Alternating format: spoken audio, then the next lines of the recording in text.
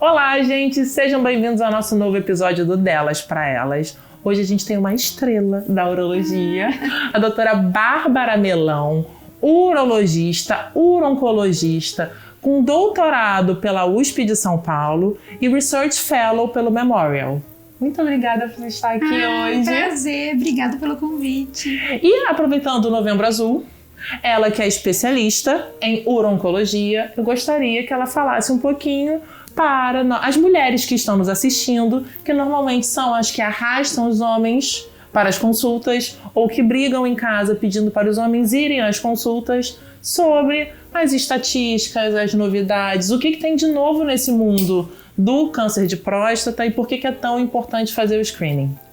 Nossa, perfeito, excelente tópico.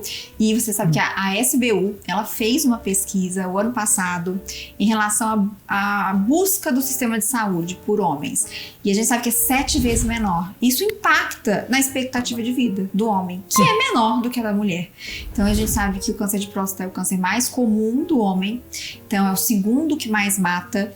E o rastreamento de próstata, que é a gente ir ao urologista periodicamente para examinar, né, a próstata, o PSA, isso tem impacto, tem eficácia.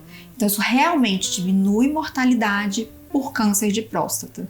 Então hoje a recomendação da Sociedade Brasileira de Urologia é que todos os homens acima dos 50 anos busquem o urologista para coleta do PSA, se necessário o toque retal. E os homens com 45 anos que tenham fatores de risco, quais são os fatores de risco para câncer de próstata? História familiar de câncer de próstata, né? Raça negra, a gente sabe que o câncer na raça negra ele é mais agressivo, ele é mais precoce. Então esses pacientes têm que procurar antes, a partir dos 45 anos. E sobre o toque da próstata, sobre o rastreio, sobre o PSA, você falou, e às vezes fazer o toque da próstata? Exatamente. Então, a Sociedade Brasileira de Urologia recomenda a coleta do PSA, que é um exame de sangue, e a realização do toque retal na consulta do urologista. Então, hoje, o que as sociedades mundiais preconizam? O toque retal, ele detecta menos os cânceres de próstata do que o PSA. Então, a maior parte dos cânceres de próstata são detectados pelo PSA. Então, eu sempre falo com os meus pacientes, não deixem de ir ao urologista porque não quer fazer o toque retal. Tudo bem se não quiser, porque o PSA vai detectar a maior parte. Em torno de 18% dos casos, a gente vai ter a detecção pelo toque. Então, se a gente quer aumentar a chance de detecção, a gente acrescenta o toque. Mas a Sociedade Americana reconhece que o toque realmente, muito provavelmente ele seja melhor para pacientes com um PSA maior do que 2. Então, se um paciente tem um PSA, que é o exame do sangue, menor do que 2, a gente poderia nesse paciente de alguma forma omitir o toque. Então, não deixem de procurar o urologista porque não querem fazer o toque retal. Tudo bem se não quiser, mas escolham pelo menos o PSA, passem pela avaliação do urologista, que vai definir, a melhor estratégia de rastreio de forma individualizada. Não existe nenhum outro exame? Porque tem que fazer o toque. Não existe nenhum outro exame que eu possa fazer? Não existe substituto do toque retal ainda. Então, o que o toque avalia, realmente só ele avalia. Por isso que a gente, acrescenta ele ao rastreamento. Hoje, a gente fala em fazer o rastreamento do câncer de próstata, o Smart Screening, que é de forma mais inteligente. Então, o PSA não é o único parâmetro que eu uso. Então, hoje, antes era o PSA ou toque alterado, biópsia. Hoje, do PSA ao toque alterado até a biópsia, a gente tem muita coisa para fazer. Então, a gente tem calculadoras de risco que são disponíveis online para qualquer urologista acessar. A gente tem biomarcadores moleculares, biomarcadores urinários, a gente tem scores de riscos poligênicos, a gente tem a ressonância magnética da próstata, um exame de imagem.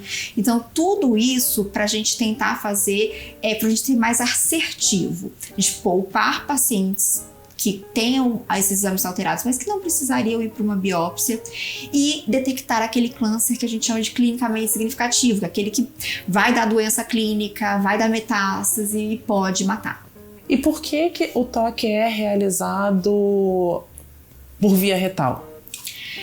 Então, o toque, assim, quando a gente acessa o reto, 80%, 70% a 80% dos tumores de próstata, eles se localizam na chamada zona periférica da próstata. E quando a gente acessa pelo reto, a gente acessa exatamente essa zona periférica da próstata. Então, a gente não consegue palpar a próstata toda pelo toque retal, mas a gente vai palpar justamente a área mais prevalente de câncer. Ele pode estar na zona de transição, mas isso são em cerca de 1/3 dos tumores de próstata.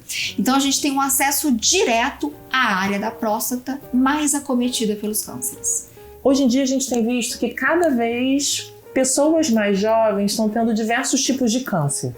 Por que antigamente era aos 40 e hoje em dia já é aos 50 o início do rastreio do câncer de próstata? Essa é uma ótima pergunta. Então, a Sociedade Europeia de Urologia, ela recomenda a coleta do PSA basal, que eles chamam aos 40 anos. Ele é um ótimo fator de risco, até melhor do que os que a gente tem.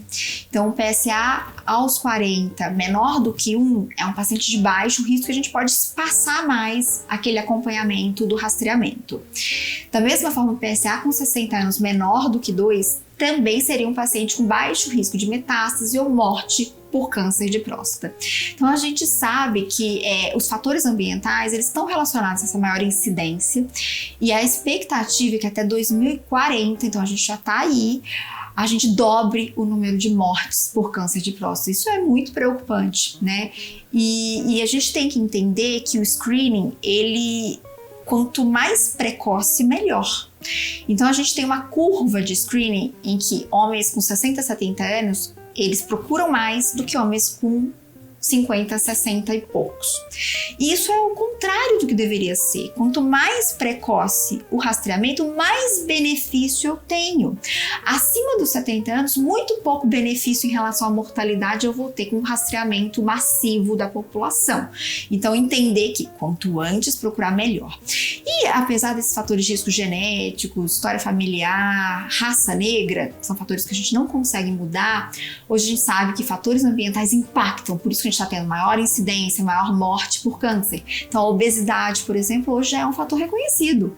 Então, a obesidade também aumenta a chance de você ter doença da próstata, ter uma doença mais agressiva, ter metástases por câncer de próstata.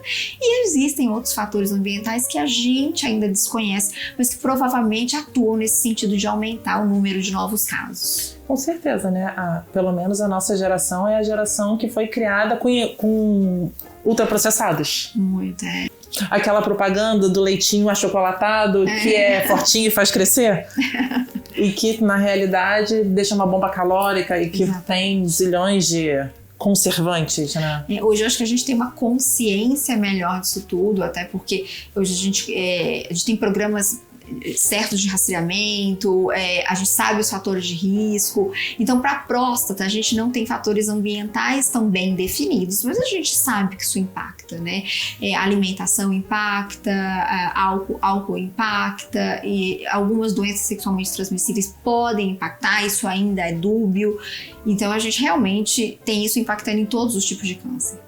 E você falou uma coisa muito importante, que o rastreio normalmente começa no homem mais velho, ele procura por livre demanda, ou por empurrar, ou porque começa a ter medo, mas eu acredito que seja por começar a ter sintomas prostáticos. Exatamente. Ele não vai para fazer o rastreio do câncer de próstata, ele vai porque ele está com dificuldade para fazer xixi, ou ele acorda várias vezes à noite para fazer xixi.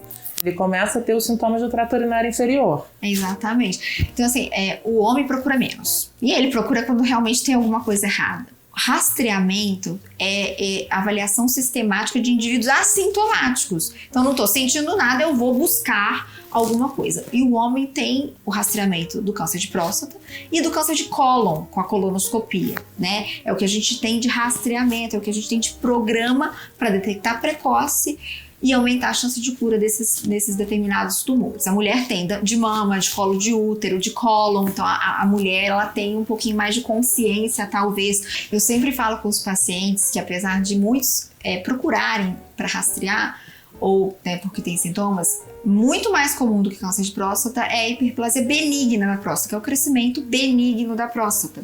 Então a gente sabe que a próstata do homem cresce do primeiro ao último dia de vida, então ao longo da vida ela pode crescer, pode obstruir o fluxo urinário, isso dá sintomas. E a gente sempre vai investigar isso, que é a doença urológica mais comum em homens acima de 50 anos, mesmo que o paciente procure só por rastreamento. Mas muitas vezes eles procuram por conta de sintomas urinários. E o paciente me procura por qualquer causa. Eu até apresentei um caso clínico numa reunião semana passada, o paciente me procurou para fazer vasectomia. Mas eu ofereci o rastreamento, eu sempre ofereço, se o paciente está na época de fazer. O paciente tinha 52 anos na época. E nunca tinha feito? Nunca tinha feito o toque. E eu sempre ofereço o toque na primeira consulta. Isso eu faço uma conduta minha, porque independente do valor de peça, porque muda o que eu vou pedir para o paciente. Né? Então, eu senti um toque, já pedi direta ressonância, e o paciente tinha um tumor localmente avançado, era um T3, um ISUP de alto risco, então o paciente foi fazer vasectomia. Então, nós, como urologistas, também temos essa responsabilidade, mesmo que o paciente procure por outra causa, por outro motivo, de oferecer o rastreamento. Ele prontamente, vamos fazer, nunca fiz, e diagnosticou precocemente, né, um tumor. Mas muitas vezes eles procuram porque tem outros sintomas, nem sempre é pelo rastreamento. Mas eu acho que o Novembro Azul, como campanha, ela acaba difundindo informação, isso que vai chegar a muitas pessoas, e eu acho que isso dá visibilidade à campanha, isso aumenta a conscientização, isso acaba trazendo também os homens pra gente. Amém.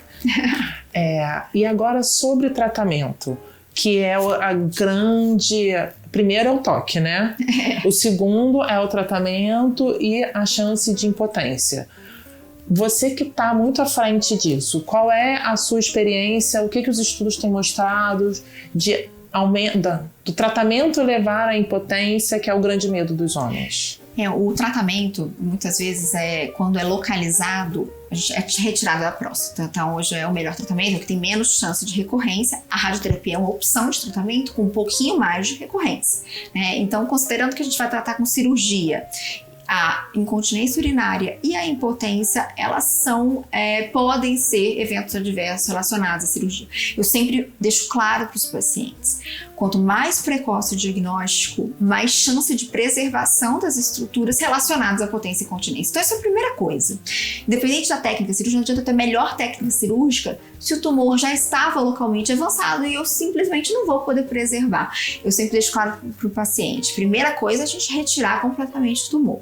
E, claro, sempre que possível, preservando todas as outras funções. Então, a primeira coisa é a gente entender. Quanto mais precoce, mais chance eu tenho de preservação dessas estruturas e menor a consequência funcional de continência e potência daquela cirurgia.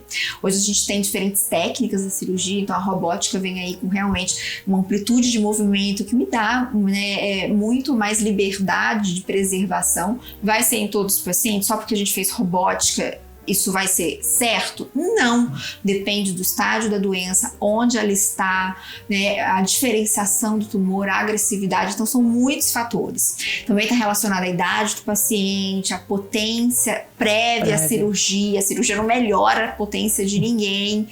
E então, hoje a gente tem um arsenal maior para essa preservação, mas os homens também têm essa responsabilidade de rastrear, diagnosticar o quão mais precoce para a gente ter essa possibilidade de preservação. Só recapitulando uma coisa muito importante que ela falou. Rastreio precoce com maior possibilidade de menos efeitos adversos relacionados ao tratamento. Exato. Que o mais temido, que mais pode acontecer, incontinência e impotência. Exato. Então aquele medo de quem procura acha e por isso que eu não vou fazer, tá errado. Porque por mais que você faça o melhor tratamento possível, a técnica cirúrgica mais bem feita com o melhor cirurgião, como a doutora Bárbara falou, quanto mais agressivo, quanto mais invasivo, como qualquer outro fator de pior prognóstico da doença, você pode ter as outras complicações. A gente sabe, o rastreamento, como eu falei, quanto mais cedo, melhor, mais impacto que a gente vai ter, benefício em relação a ele. Então, com 50, 55, 60 anos, todos os homens têm que ter ido ao urologista. Depois dos 65, 70, a gente já tem menos impacto. Então, quanto antes, melhor. Quanto mais precoce diagnosticado, maior a taxa de cura. Então, a gente tem taxas de cura do câncer de próstata acima de 90% quando ele está localizado na próstata, que é o que a gente descobre no rastreamento, porque enquanto ele está localizado, ele não dá nenhum outro sintoma. Então, nesse estágio, mais de 90% de cura, são poucos os tumores que têm essas taxas de cura tão altas no estágio, mesmo no estágio localizado. Tá vendo? Ter câncer de próstata pode ser um câncer, apesar de assustar, que você tem uma melhor qualidade de vida. Exatamente. Com melhor tratamento, né?